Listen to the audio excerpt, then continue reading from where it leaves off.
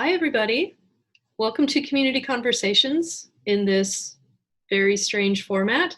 I know I recognize some of the names on the attendees list, so I know we've got some loyal Community Conversations fans in the audience today, and that makes me very happy to see you give it a whirl in this new online format. This is how we're going to do things this quarter, and then we'll see how it goes. But I'm hoping that this will give us still a chance to learn something new, to talk about different ideas, different perspectives on various topics. And so we've got a broad and interesting selection of topics this quarter. Basically, anything that you want to know about this series is going to be up at our website, and that is www.lowercolumbia.edu/conversations. And that is where we're going to have the schedule and also the links to join, which if you're here, you've figured out. But it also will have the recording. So if there's one that you want to go to, but you're not able to make it at 12 noon, then you can go there and watch the recordings, and I will try to get the recordings posted probably either Friday afternoon or Monday following the session. We also do have our archive for the past few years. So if you want to, on that website over on the right side, there's a button called Archive, and you can click there and see some of the previous events that we've hosted, and you can go enjoy some of your old favorites if you're interested in that. Next week, we do have on October 8th, again Thursday at 12, we have two members of our Language and Literature Department, Chris Tower and Abby Levins. They're going to be presenting on comic books as a vehicle for anti-racism. And our whole schedule with that is also going to be up at lowercolumbia.edu/conversations. So please join us for any and all of the sessions that you want to. Tell your friends. And if you have a question, we're trying to see if the Q&A is working down at the bottom. If any of our brave attendees want to try to post a question, I would appreciate that to see how that is working. And while you're doing that, I will introduce today's speaker. So today we have with us Michelle Ashby. And Michelle Ashby is a registered nurse with the Cowlitz County Health and Human Services Department. She is an LCC graduate and serves on the LCC Nursing Program Advisory Committee. And I probably don't have to tell you why I thought it was very important to get somebody from public health over here. So please welcome, I'm gonna mute myself and welcome Michelle Ashby. Clap, clap, clap, clap, clap, clap, clap. Thanks, Courtney. It's a little different doing presentations this way, so hopefully everyone can hear me okay, and I'll try to not mess up the technology too much. So I guess without further ado, we'll dive into public health, communicable disease investigation, and prevention. So what you guys can expect from me today would be what public health is, the structure of public health at various levels of government, the laws and codes that dictate the duties and responsibilities of public health and other community partners, and what the work looks like surrounding communicable disease investigation and prevention.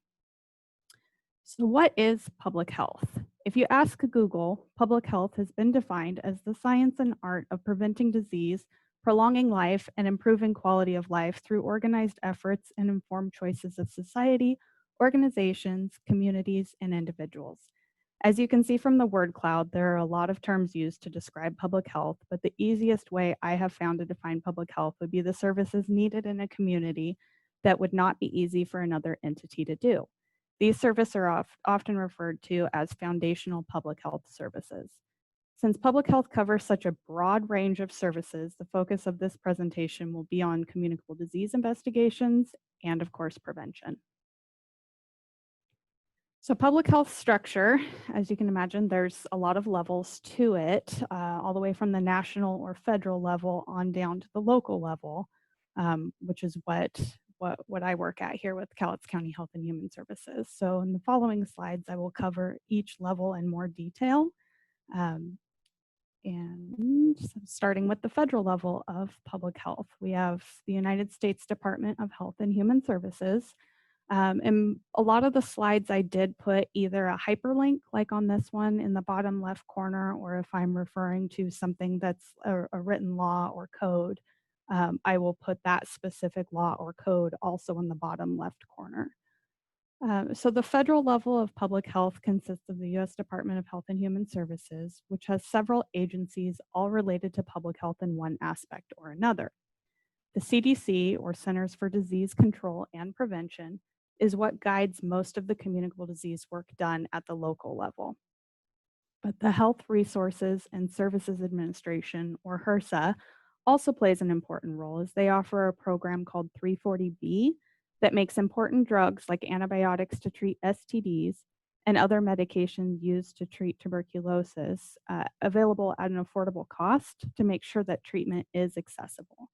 I don't think I need to go over why the National Institute of Health is also important, but it's up there, as is Indian Health Services.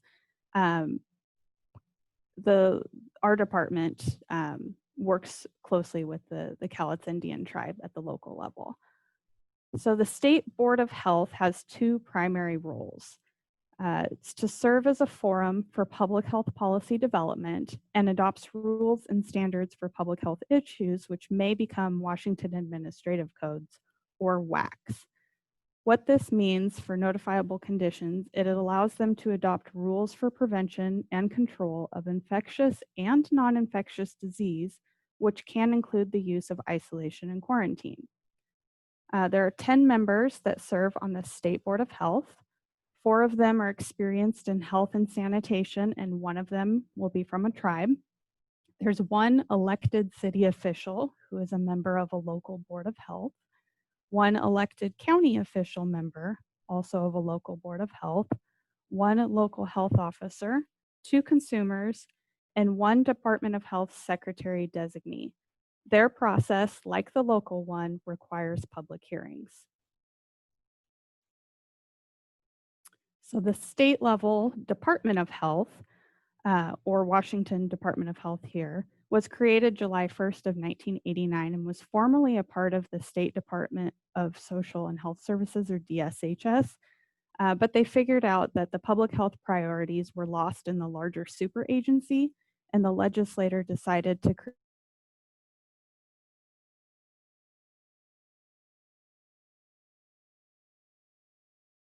assistance across jurisdictional borders, technical assistance, laboratory services, information from the federal level, surge capacity, and system coordination.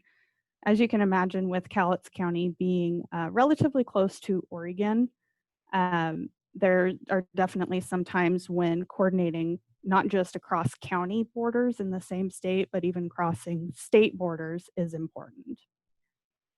It is important to note that public health is very much a local control issue, but if there's ever a time that local health jurisdictions fail to enforce the public health laws, the Secretary of Health can step in to enforce the public health laws in that local health jurisdiction.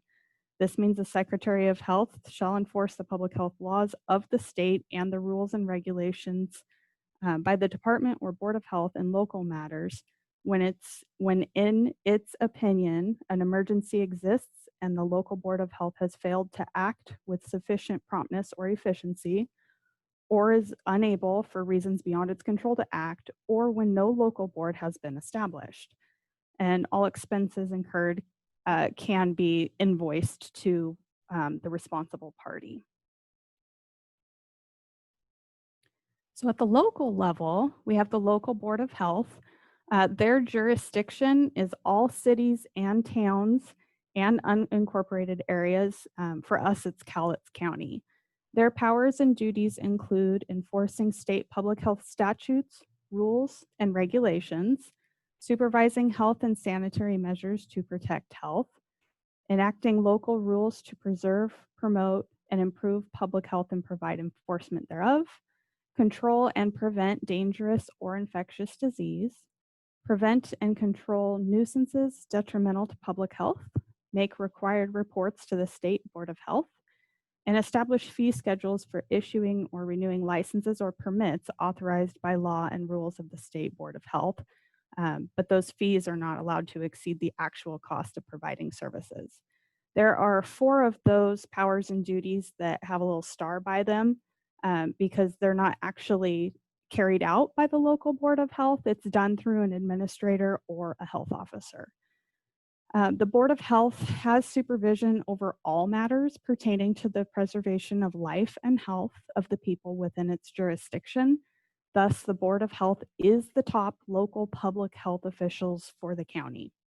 However, there are some powers and duties that are exercised again through an administrator, which would be our department's director or a health officer. Kind of interesting for Cowlitz County is our Board of County Commissioners, or the BOCC, is also our local Board of Health, and they are responsible for annually budgeting and appropriating a sum for public health work, which occurs when the board's normal budgeting process occurs. So local public health agencies, there are 3 types of local public health agencies. The default would be a county health department. There's also combined city and county health departments, and then health districts. And the local Board of Health then appoints the director or administrator of the department, and then also determines who the health officer should be, but it must be an experienced physician licensed to practice medicine and surgery in the state, and they hold the degree of Masters of Public Health, or MPH.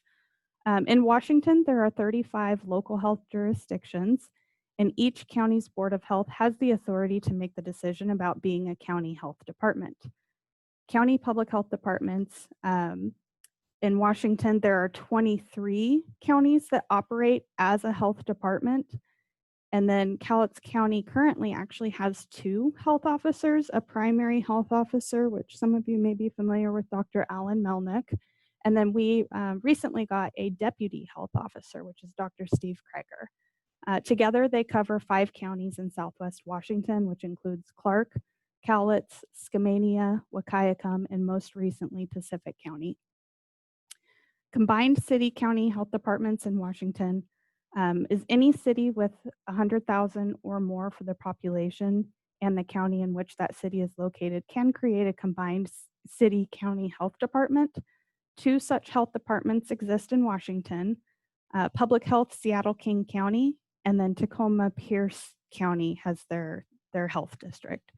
And they operate together under a charter agreement. Health districts may also be a single or multiple county health district. There's 7 single health districts in Washington, and then 3 multiple county health districts. So Northeast Tri-County Health Districts has Ferry, Stevens, and Pend Oreille, and then Chelan Douglas and Benton Franklin. Some local history for you guys would be up until December 31st of 1993. We were a part of the Cowlitz-Wahkiakum Health District with the Board of Health. So prior to 1994, the 2 counties and the cities legally formed the health district. The Board of Health was made up of representatives from the counties as well as the cities. Then on January 1st, 1994, the health district was dissolved, and we became Cowlitz County Health Department under the county government umbrella. While not all counties do it this way, Cowlitz County uses the same board for its Board of Health. However, they do hold separate meetings when needed to convene for legal reasons as the Board of Health, like to appoint the local health officer, to pass local laws, or to move between the Safe Start phases during the current pandemic.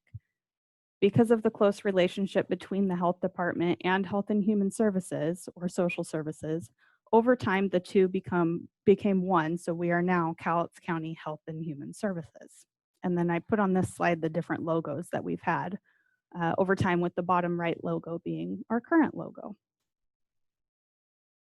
So public health laws, codes, and authority.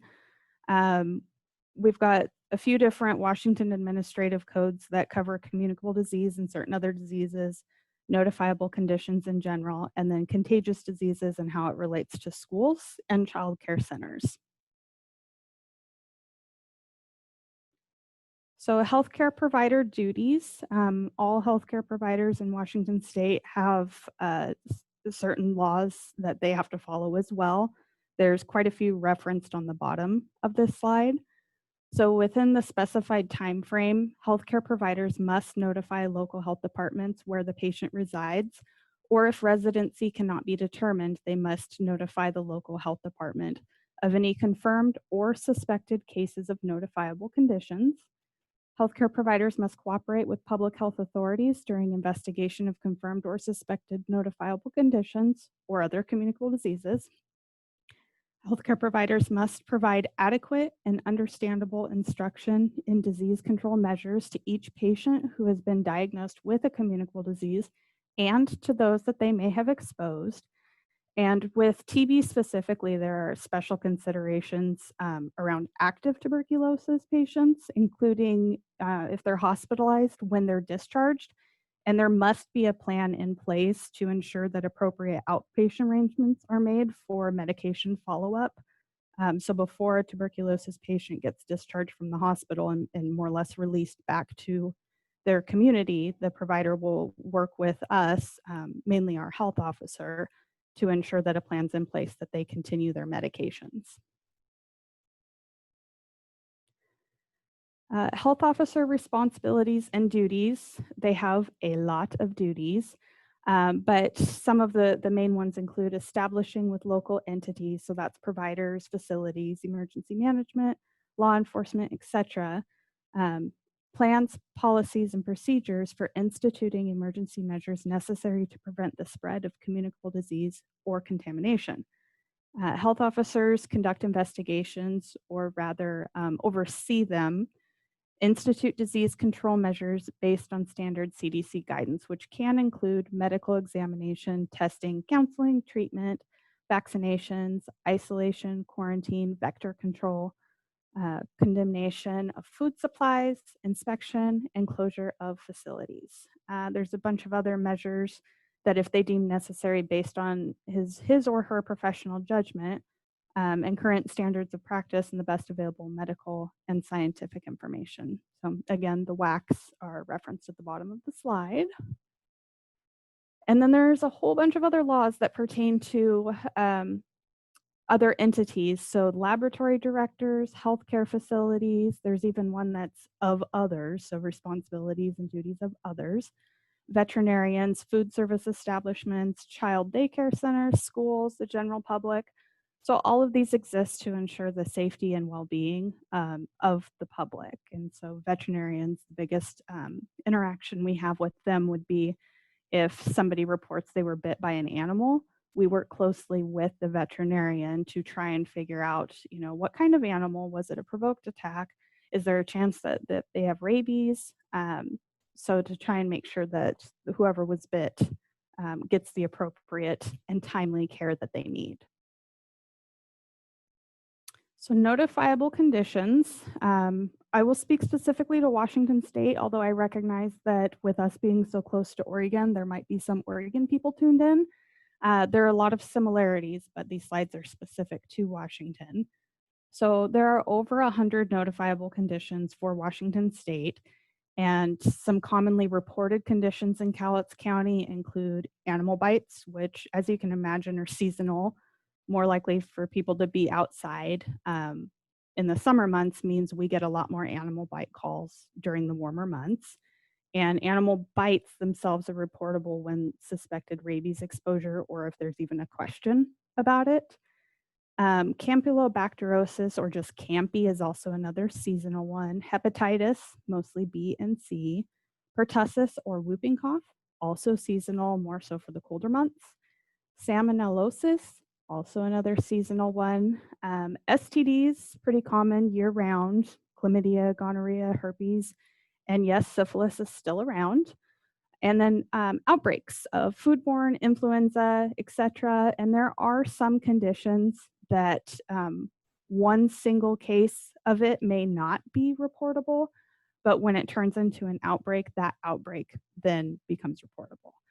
A good example of this would be norovirus, which I believe is a reportable condition in Oregon, but in Washington, a single case of norovirus is not reportable.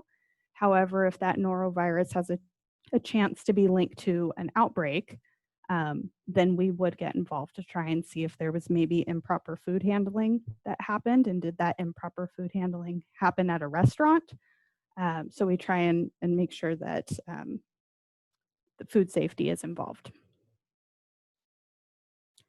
So there, with so many different notifiable conditions, there's also timeliness that these conditions need to be reported.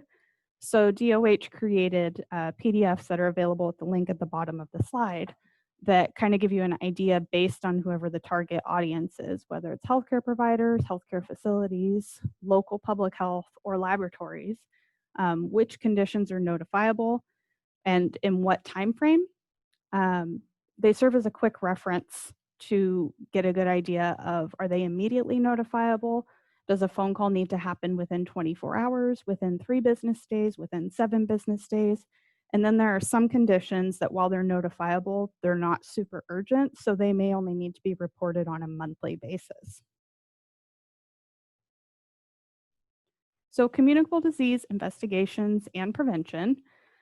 Um, Guidelines for public health investigations are provided by Washington State Department of Health, along with the reporting forms, so the questions that need answers. And then along with this investigation, we try and prevent these diseases from happening through community education and outreach. For disease investigations, the guidelines for public health investigations include all of these areas. They're laid out in usually a multi-page PDF. For each notifiable condition, the PDF is available at the link at the bottom of the slide. But knowing the signs and symptoms, the incubation period, what actually defines and classifies a case. So an example would be with pertussis, did they actually have a positive whooping cough test? Or were they just exposed and then they have all the symptoms? And so that might be the definition, or rather the difference between a confirmed case and a probable or a suspected case. Oftentimes there's a differential diagnosis because conditions usually can look like other conditions. So trying to rule out or rule in whatever the diagnosis is if the provider hasn't done so. The treatment, if there is any, duration, exposure, what kind of testing is available. There are some conditions that there is no defined test for it, or rather it's a hodgepodge of tests, and then you just kind of look at the symptoms. So Lyme's disease, um, several tests can be done for that, and it is a reportable condition, but there is no single turns positive, that's it, it's Lyme's disease test. So understanding the different tests that are available for that condition. What are the public health actions? What's required for reporting? Kind of the history and the epidemiology of the disease. How prevalent is it in Washington State? Because there are definitely some conditions that they are reportable in Washington State, but they are not super common here. Like, Ebola is one of them that thankfully we've never seen, but it is reportable should it show up. The diagnosis and laboratory services I kind of already covered. What a routine case investigation looks like. Managing special situations. So if this person maybe is a child that attends daycare, what do we need to do for the daycare? What kind of supports do we provide to them to ensure that the facility was cleaned and sanitized properly? Routine prevention, and then the guidelines also include any acknowledgments. So where the State Department of Health got their information, which it usually references the CDC in some aspect. And then they also provide on the last page any updates that they've made. So it's at a quick reference. It's easy to see if it's been a while since you looked at the guidelines to see what's changed. So along with the guidelines for the investigation, there are paper reporting forms. Usually they're just PDFs, but ultimately the information gets put into a database. Reporting forms include administrative, so a little bit about how we found out about it, the report source, demographics, communication. So what did public health try to do to reach out to this individual and chat with them? The clinical information, so what symptoms showed up, when did the symptoms show up, how high did their fever get, was it an oral temperature or some other method, risk and exposure, transmission tracking, treatment if there is any, and then obviously a notes section, because a lot of times each investigation kind of goes a little different. So the actual disease investigation process, notifiable condition gets reported to local public health either electronically, so that could be through electronic reporting or a fax, a phone call, and we do even still get snail mail reports. So those would obviously be conditions that are not immediately notifiable, but we do still need to find out about them. Public health nurse then receives the report, reviews it just to make sure it seems legit and that we try and get an idea, is it confirmed, is it probable, is it suspect, ensuring that Washington DOH's guidelines for public health investigations are followed. So checking those regularly for updates as opposed to just printing them and keeping them in a binder and then they don't get updated. Once the PHN has become familiar with whatever the condition is and then the report itself, they will try to call the patient to discuss the condition, kind of try and find out where they may have picked it up from if they were aware that they had it, provide education on how to avoid getting it again, which would be ideal, and then steps to not spread it to others because most of the conditions on the notifiable condition list are contagious.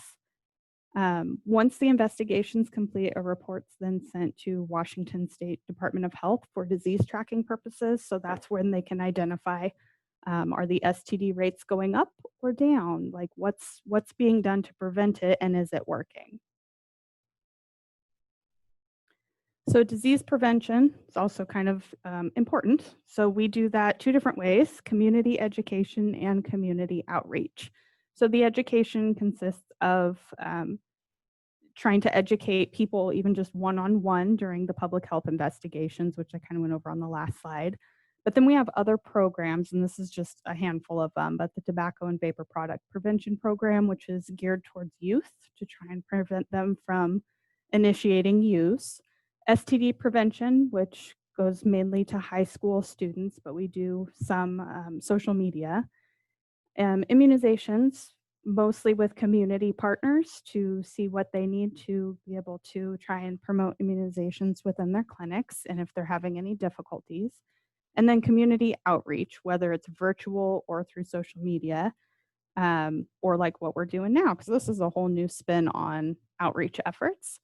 And then live, which used to be in person. So let's see. I know I kind of busted through that fast. We've got some time for questions.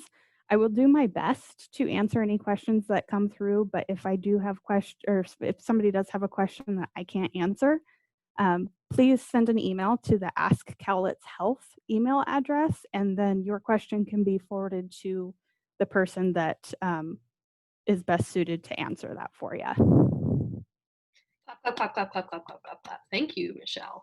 We do have one question. Sean asks, has there been any issues since the federal changes regarding flow of information between agencies from top to bottom and bottom to top? As an example, FEMA talks to CDC about WHO, World Health Organization information regarding COVID-19, information received by the Red Cross International, given to the American Red Cross. So like the communication networks, I think, is what we're looking at there.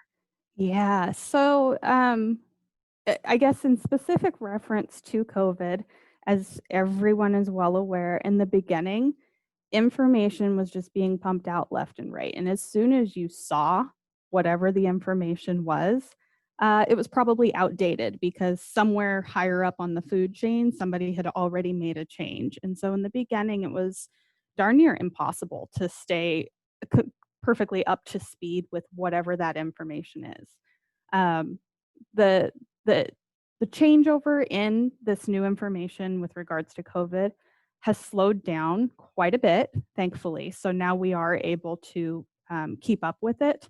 But with information being passed from basically the top down, there is certainly a delay when it has to go from one agency to the next to the next. And so when the CDC makes a change, the Washington State Department of Health reviews that change, determines if they want to follow suit. Usually, if there's two options on the board, our state will go with the stricter of the two options. And in looking out for safety. And so by the time the changes get implemented to the local level, some time has passed from whenever that change was initiated much higher up the food chain. Great, thank you very much. And actually, I have a follow-up to that, Okay. which is, especially with COVID, we've seen sort of the public messaging over what's the appropriate safe plans changing fairly regularly as we gain more information. Does the health department do the health departments get involved in things like science communication messaging to get out those informations like 6 feet apart, mask usage, washing your hands, things like that, or is that handled by other departments?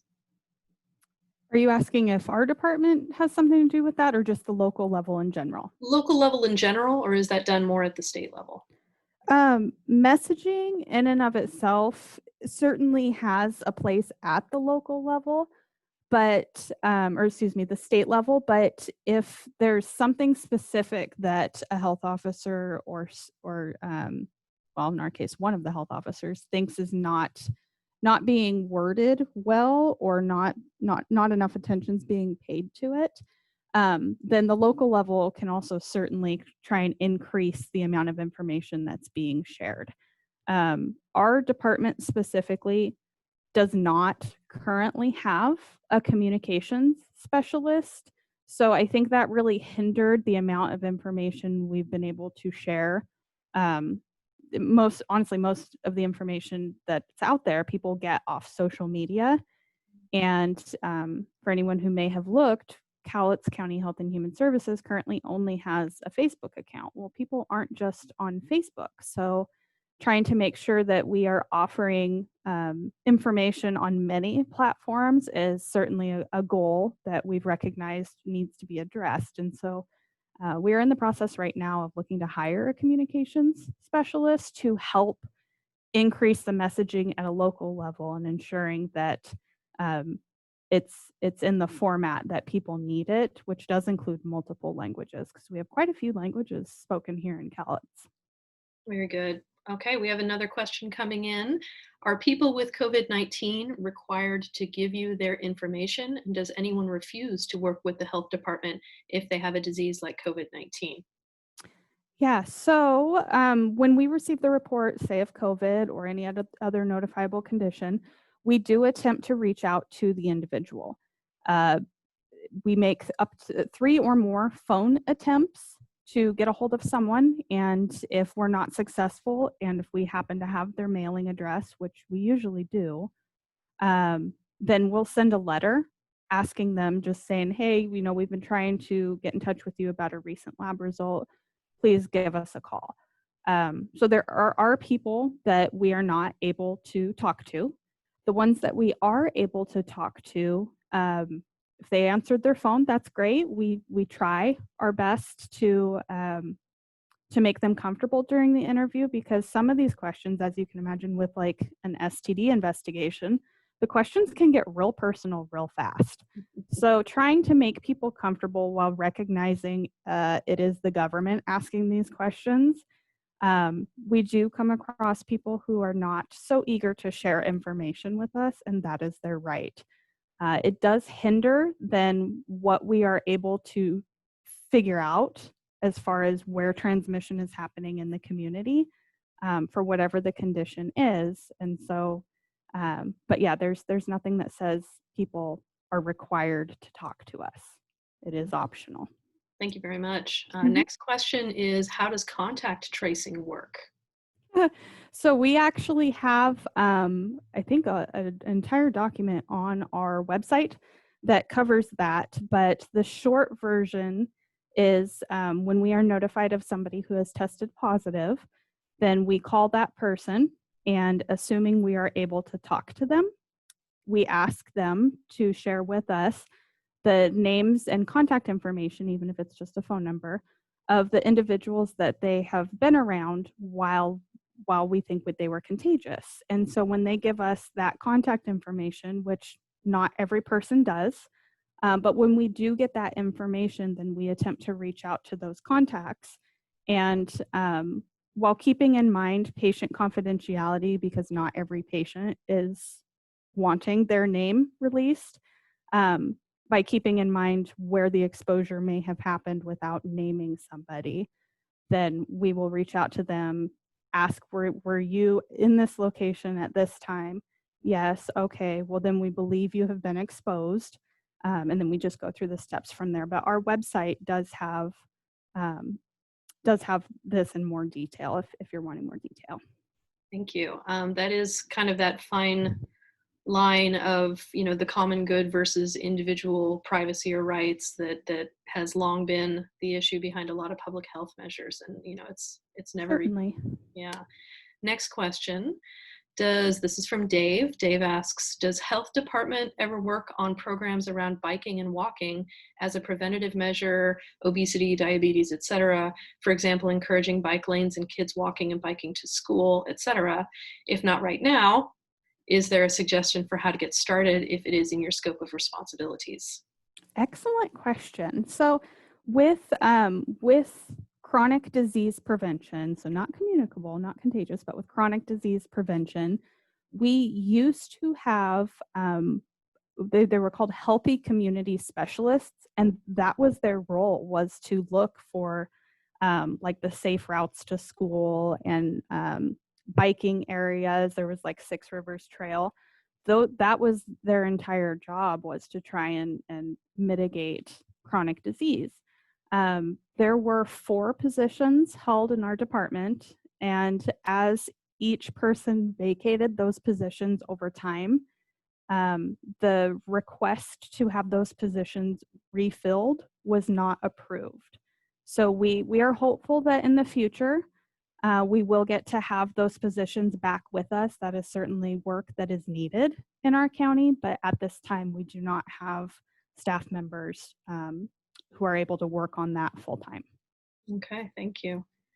Danny asks, what do you do if in a restaurant and staff not wearing masks, although signs are up, and in shopping stores where rules are posted and not followed by staff or customers? Having studied epidemiology, RN, and psychocounselor, is there any way that I can help with the Department of Health in any role? And this is actually coming from someone who is a cert in contact tracing. All right. It's Oh, did we lose you?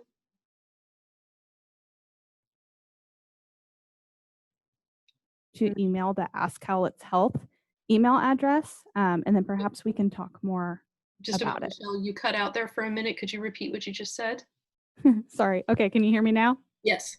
Good. So I was just going to say that that's a great question, and with those types of situations, because we do get those types of phone calls, we try and figure out as best we can. And again, it comes back to what people are willing to share.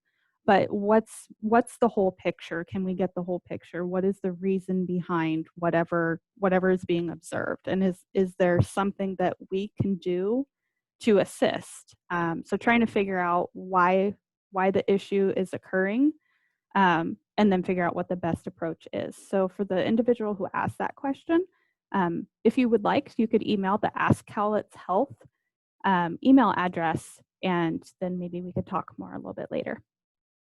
Great, thank you. Going through these. Okay, anonymous attendee asks, what does the health department do if there's an outbreak somewhere? So it depends on an outbreak of what and where is it.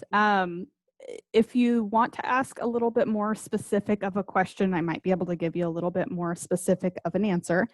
But we follow the guidelines that the Washington State Department of Health has set out for us, that a lot of these conditions do have outbreak potential. And so those guidelines that are specific to each disease will tell us what needs to be done for that disease. Okay, they suggested an outbreak of measles, which we did have in Vancouver not too long ago, right? Oh, that's still painfully fresh in my mind, and yet it seems like it was 10 years ago. Yeah, so if it is an outbreak of measles, again, we follow the guidelines for it, and with measles being so current, the guidelines were also updated during mainly Clark's outbreak. So everything set out for that is in those guidelines. Okay. And if somebody is refusing to give information, does that create a problem with contact tracing? And I guess, how would you resolve that? So when somebody is not willing to share information with us, or we're not able to get a hold of them, certainly it creates a barrier in us being able to reach out to the individuals who may be affected by it, and let them know that they've been in contact, and they should monitor themselves through whatever the date is for symptoms. As far as what we do about it, if it's a case that we were not able to get in contact with, we will try and mail a letter asking them to please get a hold of us. But if we never hear from them, there's not much more we can do about it. Okay. Is the homeless camp a health problem? And what can the city do to solve that problem? That's actually a great question for our human services department. So I would encourage that individual to also reach out to that Ask Cowlitz Health email with their question, and then it will be forwarded to somebody in our human services department. Okay. And do you do anything to help people that are quarantining? Oh, that is the $64,000 question right there. Yes, we actually partner with Cascade Pacific Action Alliance, which is an organization that covers 7 counties in Washington. And they've partnered with the local Youth and Family Link to try and address the barriers that somebody might have to staying home. Because as you can imagine, when people are home, they still need to have groceries, they still need their medications, and in general, when we ask people to quarantine or isolate at home, it's usually not at the most convenient time where they just got groceries and just filled their medication. So what can we do to help them to be able to still stay home? And so we, with the patient or the close contact's permission, we forward whatever they've identified their needs are. We forward that to the Cascade Pacific Action Alliance, CPAA, and CPAA has many resources to be able to help people with either a food box or with medications. So yes. Okay, great. Sean asks, is there a general guideline to cover an unknown disease or vector that arrives to the local community?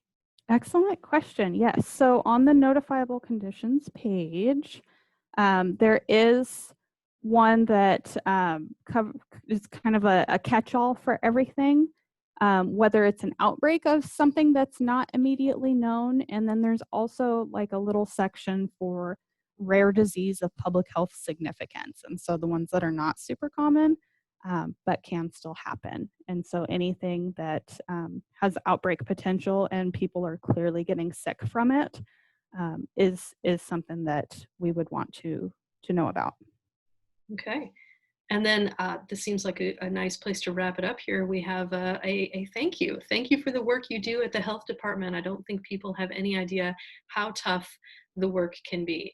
And I want to echo that and thank you for coming out and participating in our events here so that we can get the message out about what the health department does, and especially in these times when it's much in the news. So we really do appreciate your time and your willingness to share your knowledge with us.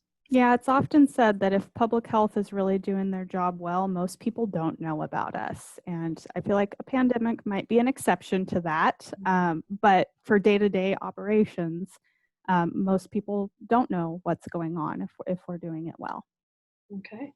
Well, thank you very much. And thank you for our attendees for coming. And please join us again next week. And this is where I would usually have everybody applaud, but I guess I get to do it for everybody now. Thank you, Michelle. Yeah, not a problem. Take care, everyone. Bye-bye.